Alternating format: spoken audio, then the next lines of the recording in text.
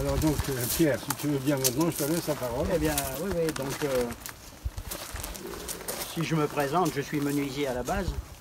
Je suis originaire du Cru, puisque mon enfance était à Giseux. J'ai fait mon apprentissage de menuisier ébéniste chez M. Marin, à Giseux. Et ensuite, je suis parti sur le Tour de France. Voilà. Donc, j'ai voyagé. Et ensuite, je me suis installé et marié à Reims. Bon, voilà. Donc, avec une rémoise. Et mon entreprise, donc, j'ai fait ma vie de métier à Reims, comme menuisier ébéniste. Tout mon parcours a été un peu, comment je dirais, au fur et à mesure des villes où je suis passé, j'ai appris des choses.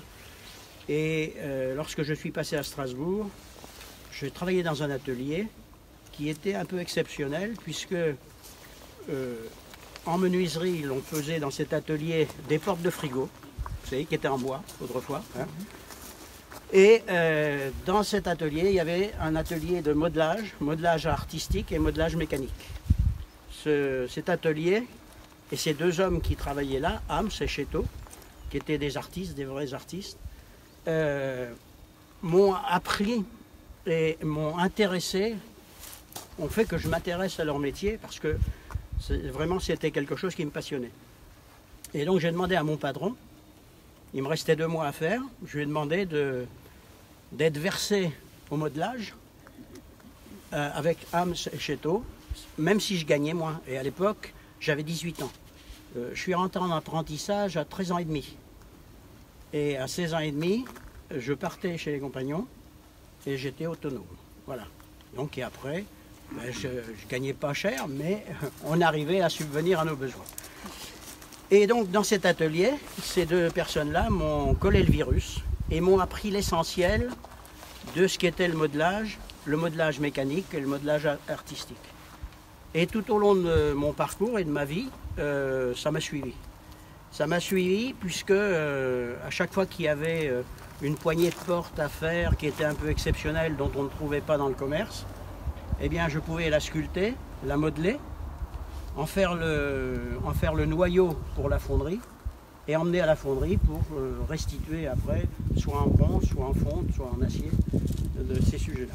Et à une certaine époque, eh bien, partout où je suis passé, tous les blasons des hôtels de région où il y avait de l'héraldique à faire et à préparer ces blasons pour la fonderie, beaucoup me sont passés dans les mains.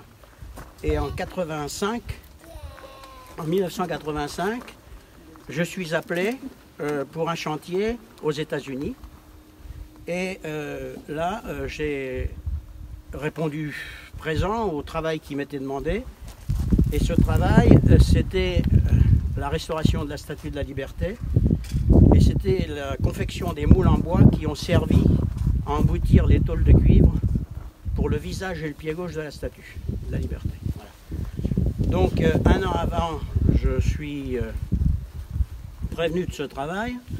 Donc, pour moi, c'est un grand plaisir parce qu'on m'ouvre tous les musées, c'est-à-dire que ce soit le Palais de Chaillot, où là, tous les écrits de Bartholdi sont conservés, le musée des arts et métiers à la Porte Saint-Martin, et là, j'ai accès au grenier, à tous les stocks, à tout ce qui était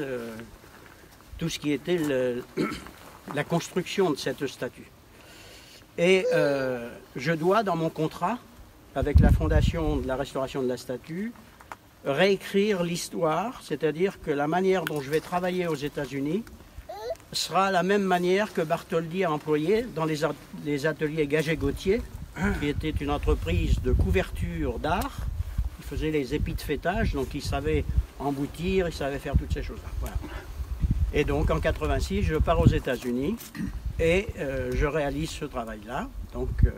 Et je reviens en 87 dans mon entreprise, puisque j'avais quitté mon entreprise là où je travaillais.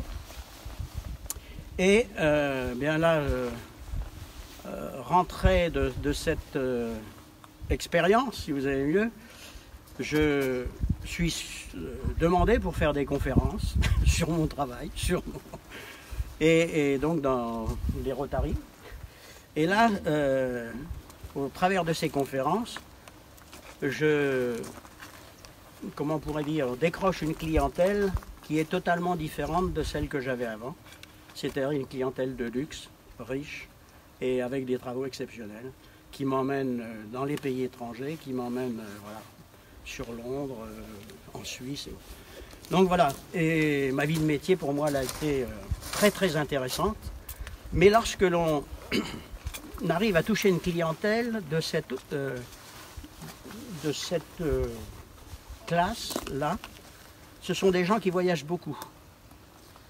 Et lorsqu'ils font un voyage, qu'ils soient au Japon, lorsqu'ils rentrent, ils ont envie d'avoir la même chose que ce qu'ils ont vu dans le pays où ils étaient. Donc vous êtes obligé de parfaire votre connaissance de manière, et on en parlera tout à l'heure au travers du bois, puisque mon métier c'est le bois, d'avoir une connaissance de tout ce qui est de la forêt mondiale, puisque vous allez être appelé à faire des choses, et on en parlera tout à l'heure.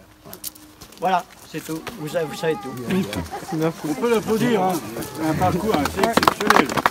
Mais ça retrouve à Concavoir, hein. On va le faire. Dans la forêt. Dans la forêt.